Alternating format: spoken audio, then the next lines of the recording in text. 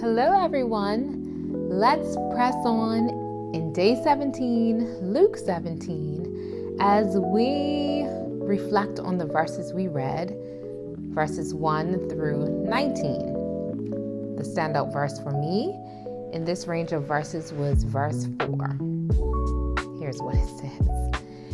Even if they sin against you 7 times in a day, and 7 times come back to you saying, I repent, you must forgive them.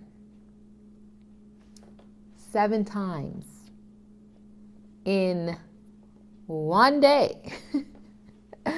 That level of forgiveness and grace is certainly only God-given. Jesus makes it unmistakably clear the type of people we are to be, people of forgiveness and grace. And even further, in verse 3, Jesus encourages us to pursue peace, to pursue reconciliation, to actually point out the offense. It says, rebuke them, bring it to their attention if they've offended you, if they've sinned against you. And have the difficult conversation.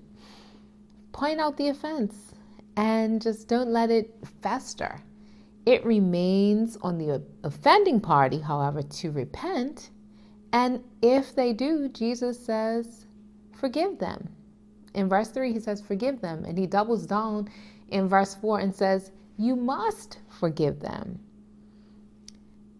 That's the heart of God. This level of forgiveness is only God-given, and it's a reflection of his heart toward us. Aren't you grateful? I'm grateful. It's part of his character, and he wants it to be part of our character. He wants us to replicate that level of forgiveness in this world. And as his children, we've got to level up and really try to show up in the way that God would have us to when it comes to forgiving and forgiving again and forgiving again. And this is so important because it comes up so many times at different junctures throughout Jesus' life and ministry. As he taught his disciples to pray, it comes up, the matter of forgiveness. When presented with the question, how often should I forgive somebody? He takes the time to let them know 70 times 7 is not something that he says is optional. And just as much as we need forgiveness, we should be prepared to extend forgiveness to others, and even more so. I'm grateful that God's heart is a forgiving heart. How about you? Those are my reflections.